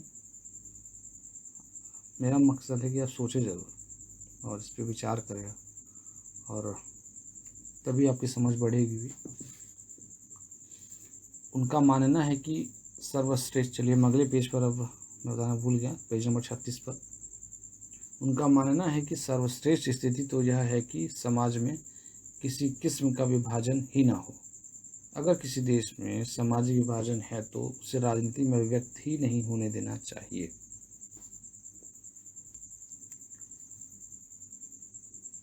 पर इसके साथ यह भी सच्चाई है कि राजनीति में सामाजिक विभाजन की हर अभिव्यक्ति फूट पैदा नहीं करती। तो देखिए, मैंने जैसा कहा, सही मकसद के साथ सही लोग अगर हों तो चीज़ें, तस्वीर अलग हो सकती है, आपको मिलेगी भी। हमने पहले भी देखा है कि दुनिया के अधिकतर देशों में किसी न किसी किस्म का सामाजिक विभाजन है, और ऐसे विभाजन राजनीतिक शक्ल भी अख्तियार करते ही हैं। लोकतंत्र में राजनीतिक दलों के लिए सामाजिक विभाजनों की बात करना तथा विभिन्न समूहों से अलग अलग वायदे करना बड़ी स्वाभाविक बात है। विभिन्न समुदायों को उचित प्रतिनिधित्व देने का प्रयास करना और विभिन्न समुदायों की उचित मांगों और ज़रूरतों को पूरा करने वाली नीतियाँ बनाना भी इसी कड़ी का हिस्सा है। तो देखिए, ये आपको जुड़ी बात दिख रही होगी, उचित मांग है ना, जो सही है, और ज़रूरत क्या आवश्यकता है उसकी उस समय पर, उसको ध्यान में रखकर उसकी पॉलिसीज, जो नीति बने, इससे जुड़ी हुई बातें हैं। देखिए, राजनीति करने वाले जो राजनेता होते हैं वो मांगे भी करते हैं अलग अलग कम्युनिटी के हिसाब से, जो दोयम दर्जे में और निचली मतलब कमज़ोर स्थिति में हैं उनके लिए चुनावी वादे होते हैं, जो घोषणाएं होती हैं, आप जानते ही हैं। अधिकतर देशों में मतदान के स्वरूप और सामाजिक विभाजनों के बीच एक प्रत्यक्ष संबंध दिखाई देता है। देखिए, मतदान के स्वरूप और सामाजिक विभाजनों के बीच प्रत्यक्ष संबंध है, बिल्कुल।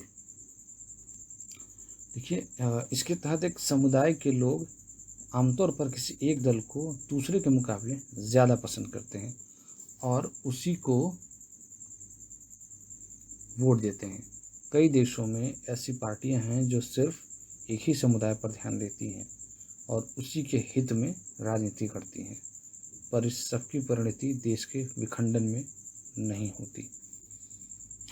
तो बहुत ही तरह की विविधता आपको देखने को मिलेंगी और आप अपने यहाँ भी देखें, इस तरह का उदाहरण आपको देखने को ज़रूर मिलेगा।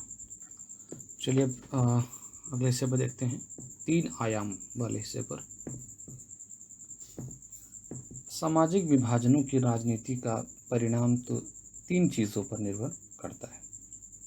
तो इन बातों को ध्यान रखें, आपको अलग ढंग से पूछा जाएगा क्या संभावनाएं हैं, इन बातों को ज़रूर समझें। आप अपने लैंग्वेज में इसको ज़रूर लिखें जो एग्ज़ाम देंगे, बाकी समझने वाले तो समझें, उनके लिए कोई बाधा है ही नहीं। हाँ, तो ये 3 चीज़ों पर निर्भर करता है जो इसकी राजनीति होती है सामाजिक भाषण की। पहली चीज़ है लोगों में अपनी पहचान के प्रति आग्रह की भावना।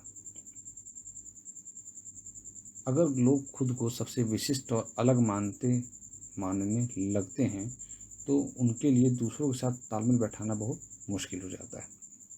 बिल्कुल, देखिए, अगर अपने आप को ज़्यादा बनेगा, क्या है, सुपीरियर, बड़ा बनने की कोशिश करेगा, तो यह बड़ी मुश्किल हो जाएगी कि वो अपने से कमतर के साथ भी समझौता करे जो उससे बुरी स्थिति में है।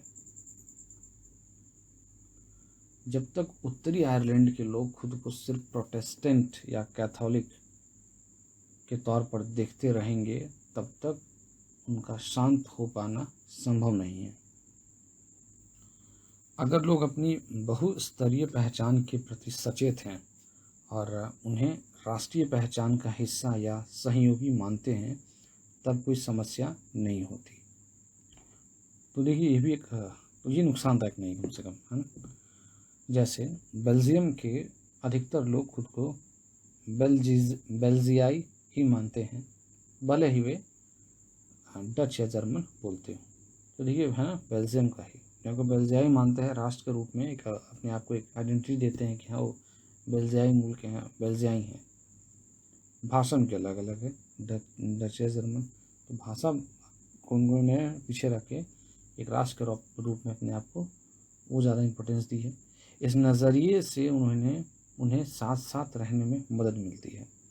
हमारे देश में भी ज़्यादातर लोग अपनी पहचान को लेकर एक ही नज़रिया रखते हैं। वे खुद को पहले भारतीय मानते हैं, फिर किसी प्रदेश, क्षेत्र, भाषा समूह या धार्मिक और सामाजिक समुदाय का सदस्य। बिल्कुल, और ये हमारी एकता की पहचान भी है, हम जानते हैं। दूसरी महत्वपूर्ण चीज़ है कि किसी समुदाय की मांगों को राजनीतिक दल कैसे उठा रहे हैं। तो देखिए, ये है इरादे की बात कि वो राजनीतिक दल चाहते क्या है, किस ढंग से, यहाँ सतर्क होने की ज़रूरत होती है। संविधान के दायरे में आने वाली और दूसरे समुदाय को नुकसान न पहुंचाने वाली मांगों को मान लेना आसान है। श्रीलंका केवल सिंहलियों के लिए की मांग तमिल समुदाय की पहचान और हितों के खिलाफ थी। यूगोस्लाविया में विभिन्न समुदायों के नेताओं ने अपने जातीय समूहों की तरफ ऐसी मांगें रख दी जिन्हें एक देश की सीमा के भीतर पूरा करना असंभव था। तो यहाँ पे आपको ये दिख रहा है कि किस तरह से मांगों को उस तरीके से घुमा के और उस तरीके से बताया जा रहा है कि वो चीज़ें उनके साथ गलत हो रही हैं, और सिर्फ फूट का परिणाम ही होता है, हम जानते हैं। चलिए अगले पेज पर देख लेते हैं, पेज नंबर 37 पर। तीसरी चीज़ है सरकार का रुख। सरकार इन मांगों पर क्या प्रतिक्रिया व्यक्त करती है, यह भी महत्वपूर्ण है। जैसा कि हमने बेल्जियम और श्रीलंका के उदाहरणों में देखा, अगर शासन सत्ता में साझेदारी करने को तैयार हो और अल्पसंख्यक समुदाय की उचित मांगों को पूरा करने का प्रयास ईमानदारी से किया जाए, ईमानदारी बहुत महत्वपूर्ण है यहाँ पर, तो सामाजिक विभाजन मुल्क के लिए खतरा नहीं बनते। क्योंकि गलत इरादों के साथ अगर काम हो रहा है तो वो गलत होगा, लेकिन अच्छे से अगर सबका भला सोचकर काम किया जाए तो दिक्कत नहीं होगी। आप जानते हैं बहुत ज़रूरी है दूसरे के बारे में भी सोचकर आपका निर्णय लेना। अगर शासन राष्ट्रीय एकता के नाम पर किसी ऐसी मांग को दबाना शुरू कर देता है तो अक्सर उल्टे और नुकसानदेह परिणाम ही निकलते हैं। ताकत के दम पर एकता बनाए रखने की कोशिश अक्सर विभाजन की ओर ले जाती है। तो ताकत के दम पर एकता बनाए रखने की कोशिश अक्सर विभाजन की ओर ले जाती है। चीज़ को दबाया जाएगा मांगों को और उसको अच्छे से हक की ओर ध्यान नहीं दिया जाता। एक समय आएगा जब विस्फोट होगा, जो बात की गई थी, उसके परिणाम बहुत फिर विस्फोटक होते हैं और बहुत खतरनाक होते हैं। तो देखिए, जाने से पहले हम पहले ऊपर का देख लें, पिछले पेज पर जो एक बात ऊपर लिखी है चिंटू ने शायद, तो उसमें लिखा है तो ऐसा सारी दुनिया में होता है, यूरोप में भी मुझे लगता था कि सामाजिक विभाजन तो भारत जैसे गरीब देशों में ही होता है। तो देखिए ऐसा नहीं है, और हमने देखा भी उदाहरणों से कि ऐसा नहीं है, और हर जगह आपको सामाजिक विभाजन देखने को मिलता है। चलिए नीचे की इसकी तस्वीर देख लेते हैं हम, 36 पेज पे जो नीचे है। चलिए देखते हैं इसके बारे में क्या लिखा है। उत्तरी आयरलैंड के कुछ स्थानों में प्रोटेस्टेंट और कैथोलिक लोगों के समुदाय दीवार के माध्यम से बटे हैं। इन दीवारों पर अक्सर कुछ न कुछ लिखा हुआ देखने को मिल जाता है। इस तस्वीर में भी आप देख सकते हैं आयरिश रिपब्लिकन आर्मी और ब्रिटेन की सरकार के बीच 2005 में एक समझौता हुआ था। यहाँ अंकित दीवार लेखन सामाजिक तनाव के बारे में क्या कहता है। तो देखिए यहाँ पे तस्वीर में हम दो अलग अलग समयों को देख रहे हैं। ये लंदन 1966 की बात, देखिए उसमें किस तरह से चीज़ें लगी होती थी। No blacks, no dogs, no Irish, है ना। कोई अश्वेत नहीं, कोई जो कुत्ता नहीं जिसे हम बोलते हैं, तो ये पशु के रूप में दिखाया गया कि कोई पशु नहीं, और इससे एसोसिएट करके मतलब कोई आयरिश नहीं, मतलब कोई आयरलैंड का वासी नहीं। ठीक है, दूसरा हम देखेंगे बेलफास्ट का, 2005 का है ये, और किस तरह से जो हम देखेंगे यहाँ पे लेखन है, किसी तरह का नस्लवाद नहीं, नो रेसिज्म, नो प्रेजुडिस, किसी प्रकार का कोई जिसे मतलब पूर्वाग्रह, एक तरह का नकारात्मक छवि किसी के बारे में, तो वो नहीं। नो बिगेटरी, मतलब इस तरह का कोई कट्टरपन नहीं। दो अलग अलग चीज़ें, जहाँ एक और एक नफरत के भाव से जो चीज़ें देख हम सीख सकते हैं, दूसरे में हम नस्लवाद के खिलाफ और पूर्वाग्रह के खिलाफ जो है वो टंगा हुआ देख सकते हैं ये। तो देखिए,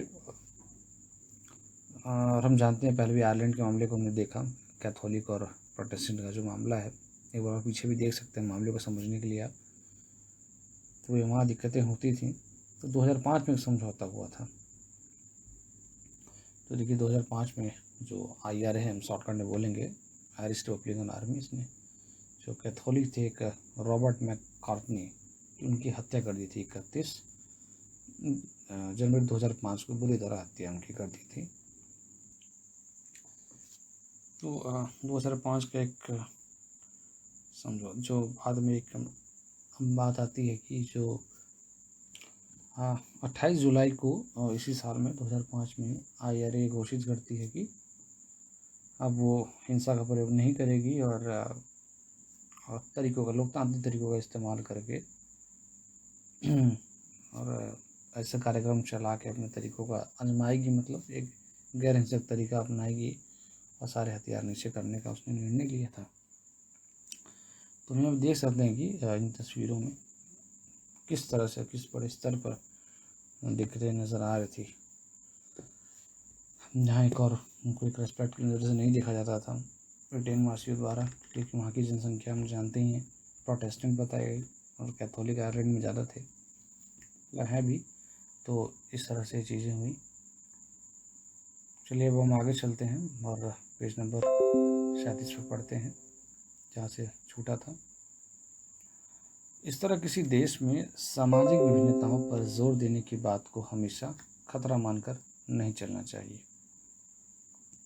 लोकतंत्र में सामाजिक विभाजन की राजनीतिक अभिव्यक्ति एक सामान्य बात है, और यह एक स्वस्थ राजनीति का लक्षण भी हो सकता है। तो फिर बताया कि आप क्रांति किस प्रकार की कर रहे हैं, चलाने वाले जो नेतृत्व अगुवा वो किस प्रकार से शासन चलाना चाहते हैं। इसी से विभिन्न छोटे सामाजिक समूह हाशिए पर बड़ी ज़रूरतों और परेशानियों को जाहिर करते हैं और सरकार का ध्यान हमारी तरफ खींचते हैं। राजनीति में विभिन्न तरह के सामाजिक विभाजनों की अभिव्यक्ति ऐसे विभाजनों के बीच संतुलन पैदा करने का काम भी करती है। इसके चलते कोई भी सामाजिक विभाजन एक हद से ज़्यादा उग्र नहीं हो पाता। इस स्थिति में लोकतंत्र मजबूती होता है। तो देखिए, मांग उठाना लोकतंत्र के अंदर कोई गलत बात नहीं है। गैर हिंसक तरीके से आप प्रदर्शन करें, जब तक हम नुकसान नहीं कर रहे हैं इस तरह का, तो अपनी मांग उठाना कोई गलत बात नहीं है। और एक तरीका भी है अपनी बातों को रखने का।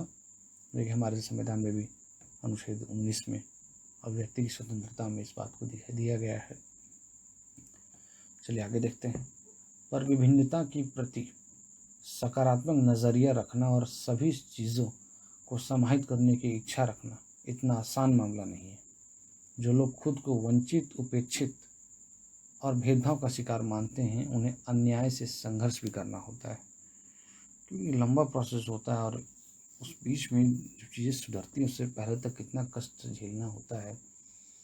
और जिन लोगों ने झेला हुआ है, झेल रहे हैं, वो देखेंगे, आपने आसपास भी देख रहे होंगे, कई तरह की होती हैं, वो आपको दिख रहा होगा।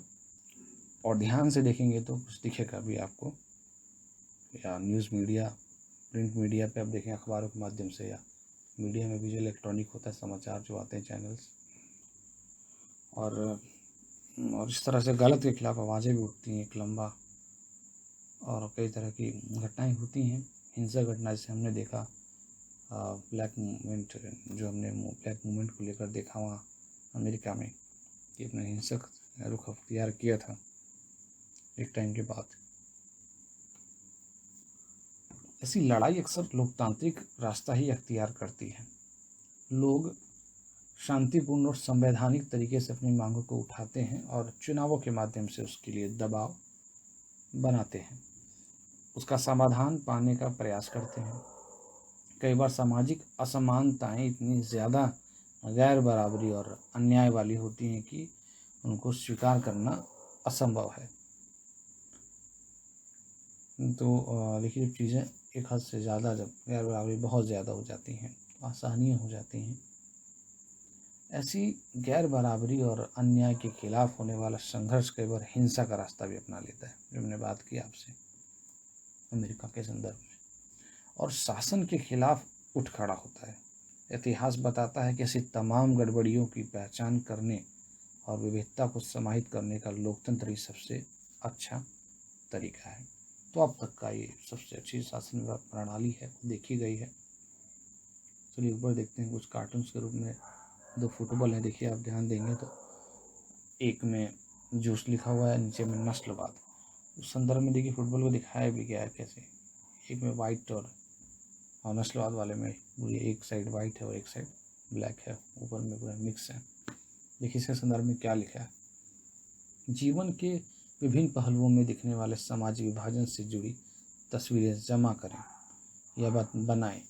क्या आप खेल के संदर्भ मामले में सामाजिक विभाजन या भेदभाव के कुछ उदाहरण सोच सकते हैं? तो यहाँ ये बात की गई है कि आप भी अगर ऐसे उदाहरण देखना चाहें अलग अलग तरीक़ों में, कि कैसे अलग अलग कलर के आधार पे भी या अलग अलग चीज़ें हैं वो एक साथ मिल के कैसे अपना रूप अख्तियार करती है, कई सामान हो सकते हैं, आप वो देख सकते हैं। तो मामला सिर्फ समुदाय के स्तर पर ही नहीं, किसी वस्तु के स्तर पर भी आप देख सकते हैं कितनी ज़्यादा विविधता है समाज के अंदर। तो हर चीज़ के अंदर आपको एक तरह का देखने को मिल जाएगा। देखिए जहाँ नस्ल वाला फुटबॉल है वहाँ पे देखिए 2 अलग अलग दलों में बांट के दिखाया गया है। तो इस तरह की पहचान करें और देखिए कि कहाँ गलत इस तरीके से चीज़ों को पेश किया जा रहा है, और आपको समझने में बहुत आसान रहेगा और धीरे धीरे और आपको एक संवेदनशील शख्स बनाने में मदद करेगा। चलिए नीचे देखते हैं। तो आपके कहने का मतलब है कि एक बड़े विभाजन की जगह अनेक छोटे विभाजन लाभकर होते हैं, और आपके कहने का यह भी मतलब है कि राजनीति एकता पैदा करने वाली शक्ति है? तो देखिए, एक बात हमें ज़रूर समझ लेना चाहिए कि छोटे विभाजन या बड़े विभाजन का मसला यहाँ नहीं है। यह मसला है कि विभिन्न प्रकार की जो विविधता है, जो अलग अलग तरीके हैं रह के समुदाय के लोग हैं, जो विविधता है उसको कोई लोकतंत्र कैसे समाहित करता है अपने आप में, और इसके संदर्भ में जो जो लोग हैं वो कैसे प्रतिक्रिया करते हैं, और उनके जो लोगों की जो मांगे हैं उनके किस तरह से सम्मान देकर क्या लोकतंत्र में उसको समाहित किया जाता है या नहीं। ये बात ज़रूरी है समझना कि उनकी मांगों को क्या उचित ढंग से न्यायोचित जो उचित है उसको शामिल कर रहे हैं या नहीं कर रहे हैं मांगों को। तो देखिए, राजनीति जो है अपने आप में एक अर्थ में एकता की मिसाल हो सकती है कि वो एकता कायम करने की कोशिश करती है, जहाँ जो राजनीतिक जो अगुवा हैं, जो लीडर्स हैं, वो अगर जो समुदाय हैं उनकी मांगों को जो संवैधानिक रूपरेखा है उसके हिसाब से समाहित करने की कोशिश करते हैं, उनकी मांगें भी उस हिसाब से रहें। लेकिन देखिए, यही मांग अगर और जो उसका किसी भी समुदाय की मांग है और वो दूसरी कम्युनिटी के हित में हो, है ना, तो इस तरह से क्या होगा, एक संघर्ष की स्थिति होगी, एक का फायदा दूसरे का नुकसान। तो ये अपने आप में लड़ाई झगड़े का काम है, और कहाँ एक साथ होने के ये तो डिवीज़न का ही काम करेगी। तो यहाँ राजनीति की अपने आप में क्या हो जाएगी, विभाजन की शक्ति हो जाएगी बजाय एकता के, उल्टा हो जाएगा यहाँ पर। तो बहुत डिपेंड करेगा कि लोग कैसे हैं, राजनीति करने वाले लोग किस प्रकार के, किस मंशा के साथ हैं। तो देखिए, जैसे हमने पहले ही पढ़ा कि एक लोकतांत्रिक देश के अंदर इस बात की ज़्यादा संभावना रहती है कि अन्य जो हैं तानाशाही व्यवस्था की तुलना जो और कई व्यवस्थाएं हैं कि यहाँ पे कायदे के साथ और जितनी ज़्यादा स्वास्थ्यपूर्ण तरीके से और आसानी से मसला हल किया जा सकता है उतना कहीं और नहीं है।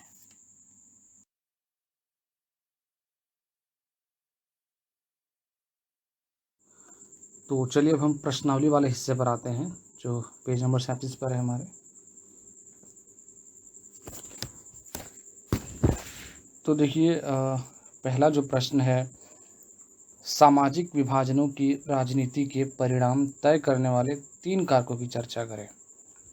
तो देखिए, हमने ऊपर भी इस पर काफ़ी बात की थी। अब ध्यान से देखेंगे तो पेज नंबर 36 पे दिख भी जाएगा। पहली चीज़ है लोगों में अपनी पहचान के प्रति आग्रह की भावना।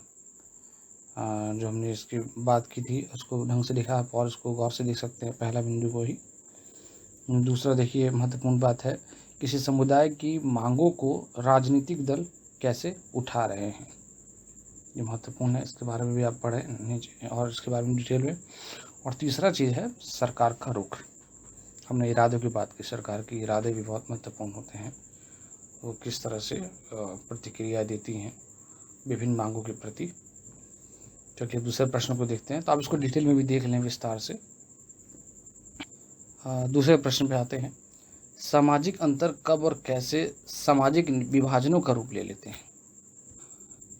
तो देखिए, पेज नंबर 32 पे हमने इसके बारे में पढ़ा था, इसके उत्तर भी दिया हुआ है कि सामाजिक विभाजन तब होता है जब कुछ सामाजिक अंतर दूसरी अनेक विभिन्नताओं से ऊपर और बड़े हो जाते हैं। तो देखिए, अमेरिका वाला एक उदाहरण भी दिया है, तो आप इसको ज़रूर समझें और अच्छे से इसके बारे में जानें। तो और इसके बारे में विस्तार से बताया गया तो और भी आप देख सकते हैं। तो देखिए, मैंने बताया किताब से ही आपके सब उत्तर मिलेंगे। जिसने इस अध्याय को अच्छे से पढ़ लिया, मुझे लगता है सारे उत्तर वो आसानी से दे सकता है। चलिए पेज नंबर 3 माफ़ कीजिए, प्रश्न 3 पे देखते हैं, सामाजिक विभाजन किस तरह से राजनीति को प्रभावित करते हैं, 2 उदाहरण भी दीजिए। एक बात आप अवश्य ध्यान रखें कि एग्ज़ाम के पर्पज़ से अगर वहाँ पूछा जाता है तो शब्दों के ऊपर डिपेंड करता है। कई प्रश्न 1 नंबर में आते हैं तो आपको ज़्यादा नहीं, मात्र 1 लाइन में कुछ शब्दों में आपको देने होते हैं उत्तर। वही प्रश्न अगर 4 नंबर में पूछता है तो शब्दों की सीमा बढ़ जाती है, तो उस हिसाब से आप उत्तर भी तैयार करें। देखिए, सारे आपके पाठ से पूछे जाते हैं या पाठ के आधार पर आपकी सोच पर डिपेंड करता है सारे प्रश्नों के उत्तर। तो आप घबराए बिल्कुल भी नहीं, मैंने आपको क्लू दिया, संकेत दिए हैं उन उत्तरों के इस पाठ में ही, तो आप उसे बड़ा भी आंसर बना सकते हो। उसके आगे काफ़ी कुछ दिया हुआ है, तो आप उसको ज़रूर एक रिविजन भी हो जाएगा और बात को दोबारा समझ पाएंगे। और या तो आप वीडियो को दोबारा पीछे कर लें तो आपको समझ में आ ही जाएगा उत्तर को, क्योंकि उसी बात को बार बार बता रहे फिर अच्छा नहीं लगता है सेम बात को। तो देखिए जो तीसरा प्रश्न है इसका उत्तर भी आप 34 नंबर पेज पर देखेंगे। सामाजिक विभाजनों की राजनीति, उसकी शुरुआती हिस्से है और पहली नज़र वाली जो बातें यहाँ से हम स्टार्ट करते हैं, इसका उत्तर है जो तीसरा प्रश्न है। पहली नज़र में तो राजनीति और सामाजिक विभाजनों का मेल बहुत खतरनाक और विस्फोटक लगता है। लोकतंत्र में विभिन्न राजनीतिक पार्टियों के बीच प्रतिद्वंदिता का माहौल होता है। इस प्रतिद्वंदिता के कारण कोई भी समाज फूट का शिकार बन सकता है। क्योंकि देखिए जब प्रतियोगिता होती है और तो संभावनाएं होती हैं किस तरह से राजनीतिक दल अपने फ़ायदे के लिए इस्तेमाल करते हैं। वो लोग किस मकसद के साथ हैं, वो क्या वो मकसद अपने आप में छोटा मकसद है या उसमें पूरी मानवता का भला है, तो ऐसे भी डिपेंड करता है। तो ये पहचानने की बात भी हो सकती है। तो मैं इसलिए कहा कि आप अवेयर होके आप देखें, भाषणों पर विचार करें, उस पर क्या कुछ संकेत कर दे रहे हैं, क्या पता अपने फ़ायदे के लिए आपका और अपनी मांगों को पूरा करवा रहा है राजनीतिक दल बिना आपकी बात को ध्यान रखें। कई बार वो आपको आइडेंटिटी वो खुद देते हैं, किसी खास धर्म का बना के आपको दूसरे धर्म के प्रति भड़काते हैं। तो आप इस बात के लिए सतर्क रहें।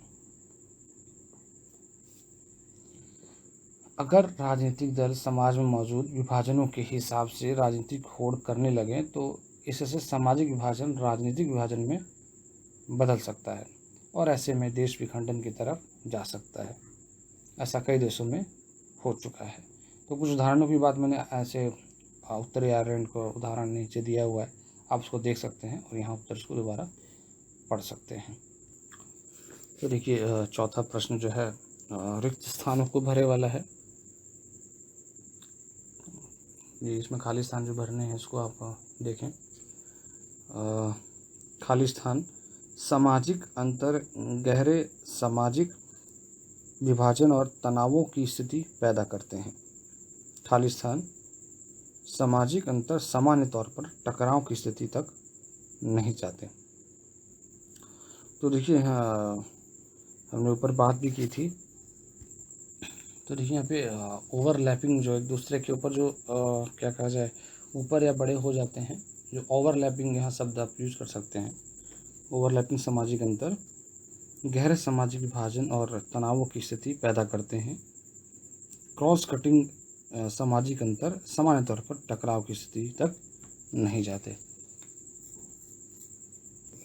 तो वो जहाँ ऊपर जो मैंने ओवरलैप शब्द का इस्तेमाल किया था उसका मतलब ये था कि एक दूसरे से टकराना। जब वो एक दूसरे से टकराते हैं आइडेंटिटीज तब उस तरह की प्रॉब्लम आती है। तो ओवरलैपिंग का मतलब एक दूसरे से टकराने से लीजिए। चलिए पेज नंबर 38 पाँचवें प्रश्न पर चलते हैं। सामाजिक विभाजनों को संभालने के संदर्भ में इनमें से कौन सा बयान लोकतांत्रिक व्यवस्था पर लागू नहीं होता? तो इस बात को प्रश्न आपने ध्यान दिया होगा उम्मीद है। फिर हम विकल्प देखते हैं। लोकतंत्र में राजनीतिक प्रतिद्वंदिता के चलते सामाजिक विभाजनों की छाया राजनीति पर भी पड़ती है। देखिए हमें ध्यान रखना है कि यहाँ पर बताया गया लोकतांत्रिक व्यवस्था पर लागू नहीं होता, जो लागू होता है उसको नहीं। तो देखिए लागू होता है, यानी ये उत्तर नहीं है। ख लोकतंत्र में विभिन्न समुदायों के लिए शांतिपूर्ण ढंग से अपनी शिकायतें जाहिर करना संभव है, बिल्कुल ठीक है, यानी ये भी उत्तर नहीं है। ग लोकतंत्र सामाजिक विभाजनों को हल करने का सबसे अच्छा तरीका है, देखिए अब तक का बेस्ट है, तो ये भी सही है लेकिन उत्तर में गलत है। घ हमारा सही होगा क्योंकि 3 है ही नहीं हमारे सही। देख भी लेते हैं। लोकतंत्र सामाजिक विभाजनों के आधार पर समाज को विखंडन की ओर ले जाता है, तो ऐसा नहीं है। देखिए ना, ये अब तक हमने देखा कि लोकतंत्र एक जरिया है, अब तक में बेस्ट उत्तम है ये, जो इन सब तनावों को अच्छे ढंग से डील करता है। चलिए प्रश्न नंबर 6 पर आते हैं। निम्नलिखित 3 बयानों पर विचार करें। और देखते हैं। जहाँ सामाजिक अंतर एक दूसरे से टकराते हैं वहाँ सामाजिक विभाजन होता है। तो देखिए हाँ, हमने देखा भी था कि जहाँ पे एक दूसरे से टकराते हैं वहाँ पे सोशल डिवीज़न भी पैदा होता है। बात देखते हैं, यह संभव है कि एक व्यक्ति की कई पहचान हो? तो बिल्कुल हमने कई सारे देखे थे कि एक बार में एक हमने एग्ज़ाम इमराना का भी शायद एग्जाम्पल हमने लिया था, देखा था आपने कि एक बार में कई आइडेंटिटी उसकी हो सकती हैं उसके एग्जाम्पल में। तो ये भी सही है। सिर्फ भारत जैसे बड़े देशों में ही सामाजिक विभाजन होते हैं? तो देखिए ऐसा नहीं है कि सामाजिक विभाजन सिर्फ भारत में जैसे देशों में हो, हमने कई उदाहरण देख भी लिए। इन बयानों में से कौन कौन से बयान सही है? तो देखिए सब जगह जाने की ज़रूरत नहीं है, हमने ऊपर देख लिया, और बा ठीक है और सा गलत है।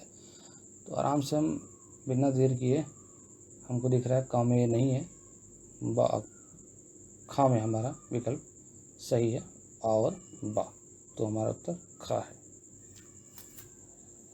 चलिए, और गा और घा को प्रश्न नहीं बनता क्योंकि वो हमारा सही उत्तर मिल चुका है हमको। 7 नंबर प्रश्न, निम्नलिखित बयानों को तार्किक क्रम से लगाएं और नीचे दिए गए कोड के आधार पर सही जवाब ढूंढें। अ, सामाजिक विभाजन की सारी राजनीतिक अभिव्यक्तियां खतरनाक ही हो या ज़रूरी नहीं है? तो देखिए हमें अपने बिल्कुल ध्यान रखना है कि क्रमवार से हमें लगाना है इनको। तो पहले साफ पढ़ लेते हैं, उसके बाद हम देखते हैं क्या सही, किस तरह से क्रमवार से क्या आएगा पहले फिर क्या। तो हमने देख लिया बा, हर देश में किसी न किसी तरह के सामाजिक विभाजन रहते ही हैं। सामने देखते हैं, राजनीतिक दल सामाजिक विभाजनों के आधार पर राजनीतिक समर्थन जुटाने का प्रयास करते हैं। द, कुछ सामाजिक अंतर सामाजिक विभाजनों का रूप ले सकते हैं। तो देखिए अगर तार्किक क्रम से देखेंगे तो सबसे पहला आर्गुमेंट जो होना चाहिए परिस्थिति के अनुसार से वो मुझे द लग रहा है, पहला द होगा। क्योंकि देखिए यहाँ सबसे पहले बात ये की गई है कि कुछ सामाजिक अंतर सामाजिक विभाजनों का रूप ले सकते हैं और नहीं भी। तो यहाँ समझाया, पहले आपको उसकी समझ पैदा की इसने सबसे पहले अंतर को।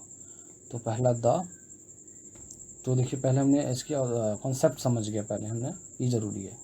फिर देखिए इसके हिसाब से हम जाएंगे आगे, तो हमको बा वाला अगर आप देखेंगे, हर देश में किसी न किसी तरह के सामाजिक विभाजन रहते ही हैं, ये ज़्यादा अच्छा लग रहा है इसके बाद में, तो ये ज़्यादा तार्किक है। तो ये दूसरा है, यानी बा हो गया द के बाद। फिर अगर आप देखेंगे तो इसके बाद स वाला विकल्प देखें, राजनीतिक दल सामाजिक विभाजनों के आधार पर राजनीतिक समर्थन जुटाने का प्रयास करते हैं। तो स ज़्यादा बेस्ट रीजनिंग लग रही है। फिर हमारा बचा आ, सामाजिक विभाजन की सारी राजनीतिक अभिव्यक्तियाँ खतरनाक ही हो या ज़रूरी नहीं है। तो इस हिसाब से अगर कोड हम देखेंगे तो अब देखिए का हमारा ये कोड सही मिल जा रहा है यहाँ पर, द ब श आ।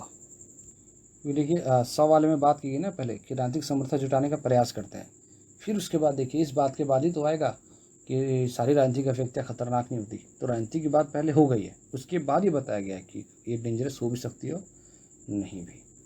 तो उम्मीद है आप समझे भी होंगे थोड़ा अच्छे से। वीडियो पीछे करके और भी थोड़ा ध्यान दें इस पर, कैसे मैंने इसको अरेंज किया है समझ के साथ, कि कैसे 1 2 3 करके, है ना, सबसे पहले क्या आना चाहिए। आप भी इस पर सोच के देखें, तो आगे के लिए आपको ये कोडिंग लगाना भी आपके लिए सही रहेगा। तो आप सोच कर थोड़ा टाइम दें और इसको इस तरीके को समझे भी। चलिए 8वें प्रश्न पर, निम्नलिखित में से किस देश को धार्मिक और जातीय पहचान के आधार विखंडन का सामना करना पड़ा? तो ये हमने एग्जाम्पल में देखा था, तो भारत का हमने नहीं देखा, और बेल्जियम का नहीं था, और नीदरलैंड में नहीं था, हमारा यूगोस्लाविया था। तो बताया इसके बहुत सारे हिस्से और कई समस्या को सामना भी करना पड़ा, विखंडन का शिकार हुआ।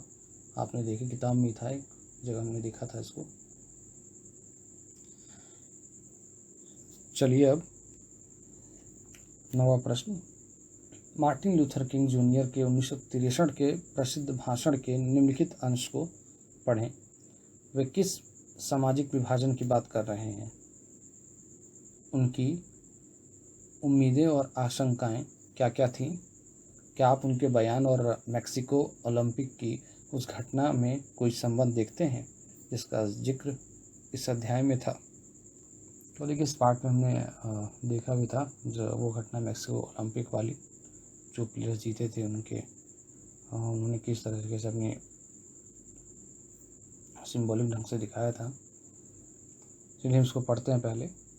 मेरा एक सपना है कि मेरे 4 नन्हे बच्चे एक दिन एक दिन ऐसे मुल्क में रहेंगे जहां उन्हें चमड़ी के रंग के आधार पर नहीं बल्कि उनके चरित्र के असल गुणों के आधार पर परखा जाएगा।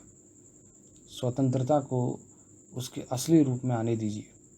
स्वतंत्रता तभी कैद से बाहर आ पाएगी जब यह हर बस्ती, हर गांव तक पहुंचेगी, हर राज्य और हर शहर में होगी, और हम उस दिन को ला पाएंगे जब ईश्वर की सारी संतानें, अश्वेत, स्त्री पुरुष, गोरे लोग, यहूदी तथा गैर यहूदी, प्रोटेस्टेंट और कैथोलिक हाथ में हाथ डालेंगी और इस पुरानी निग्रो प्रार्थना को गाएंगी। मिली आज़ादी, प्रभु बलिहारी, मिली आज़ादी। मेरा एक सपना है कि एक दिन यह देश उठ खड़ा होगा और अपने वास्तविक स्वभाव के अनुरूप कहेगा, हम इस स्पष्ट सत्य को मानते हैं कि सभी लोग समान हैं। तो देखिए आपको पहले इनके बारे में बता दें। मार्टिन लूथर किंग जो जूनियर थे, इनका जन्म 15 जनवरी 1929 को हुआ था और मृत्यु 4 अप्रैल 1968 को हुई थी। तो आपको ये हमने देखा भी था कि नागरिक अधिकार आंदोलन जो हमने देखा था, इसको सिविल राइट्स मूवमेंट कहते हैं इंग्लिश में। इसमें जो कहा जाए प्रमुख नेता के तौर पर जो जूनियर हैं ये मार्टिन लूथर किंग जूनियर ये आते हैं। तो देखिए यहाँ उन्होंने जो हमने ऊपर पढ़ा इसके अंदर वो उस सभी नीतियों की आलोचना कर रहे हैं जो अपने आप में बंटवारा करती हैं और भेदभाव करती हैं, रंग के आधार पर जो भेदभाव करती हैं। तो देखिए अगर हम उनके उम्मीदों और आशंकाओं की बात करें तो वो यही थी कि एक दिन अश्वेत भी जो समान मताधिकार जो होता है, वोट देने का अधिकार, उसको प्राप्त कर सकेंगे। सरकारी नौकरियां होंगी, उनमें समानताएं होंगी, किसी तरह का भेदभाव नहीं होगा। अब वे स्वयं चाहते थे कि सब लोग यानी सभी कोई धर्म जाति इस आधार पर ना बटकर सब लोग शांतिपूर्ण ढंग से एक साथ रहें, और ये वही चाहते थे कि किसी के साथ कोई भेदभाव ना हो किसी आधार पे भी। तो इस हिसाब से हम कह देते हैं बिल्कुल हाँ कि उनके जो भाषण है और मैक्सिको ओलंपिक की वो घटना है उसमें सीधा संबंध देखने को मिलता है, और ये दिखाता है कि जो अफ्रो अमेरिकन कहा जाए श्वेत लोग, उनके खिलाफ एकजुट होने के लिए या उनके जो संघर्ष के खिलाफ है ना, कि उनके साथ जो भेदभाव हो रहा है उसे छुटकारा पाने के लिए जो तरीके अपनाए जाएं उसको लेकर बात की गई है, और मार्टिन लूथर किंग ने भी इसकी बात की है। तो इस तरह से हमारा ये जो पाठ है, अध्याय, ये ख़त्म होता है, पूरा होता है। तो आप लोग अच्छे से उम्मीद है मुझे कि आपने ध्यान दिया होगा और अच्छे से पढ़ा होगा। जिसे नहीं दिया दोबारा पीछे करके पढ़ें।